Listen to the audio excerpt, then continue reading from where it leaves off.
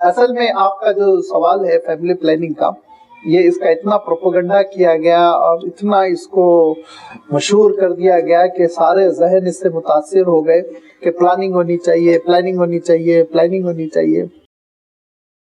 دیکھیے حضور اکرم صلی اللہ علیہ وسلم ارشاد فرماتے ہیں جو دنیا میں آنے والا ہے وہ آ کر رہے گا، اس کو تم روک نہیں سکتے، وہ اللہ تعالیٰ کسی نہ کسی طرح اس کو بھیجے گا۔ اور اس میں پھر درجے مقرر کیے گئے احادیث کی روشنی میں، بڑی تفصیلی حدیثیں ہیں عزل وغیرہ، کہ کس درجے تک تو قابل قبول ہے، بہت اچھا میں نہیں کر رہا ہوں، مستحسن ہے، مستحب نہیں، قابل قبول کس درجے تک ہے، اور پھر کس درجے کے بعد مکروہ ہے، پھر کس درجے کے بعد حرام ہے۔ تو یہ پلاننگ اگر شریعت کے حدود میں ہے تو یاد رکھیے آپ کر سکتے، لیکن پسندیدہ نہیں ہے، اللہ کو پسند نہیں ہے، کیونکہ اللہ تعالیٰ ارشاد فرماتا ہے نحن نرزقکم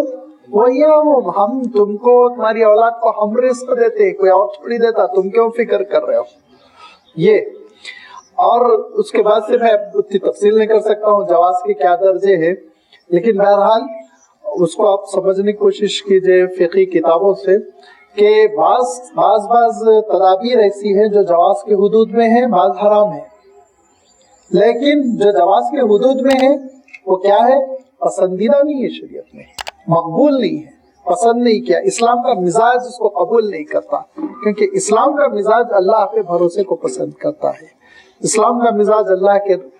رضا ہونے کی صفت کا عقیدہ انسان کے اندر ہو۔ میں تھوڑی پالتا ہوں، اور جو لوگ عام طور پہ جوانی میں پلاننگ نہیں کرتے تو بڑھاپے میں بہت فائدے میں رہتے ہیں۔ مولانا عاقل صاحب مرحوم فرمایا کرتے تھے کہ ایک ہی ہے اگر بگڑ گیا تو بڑھاپے میں کوئی نہیں رہتا، 5-6 ہے، 2-3 بگڑ بھی گئے تو 2-3 خدمت میں رہتے ہوتے۔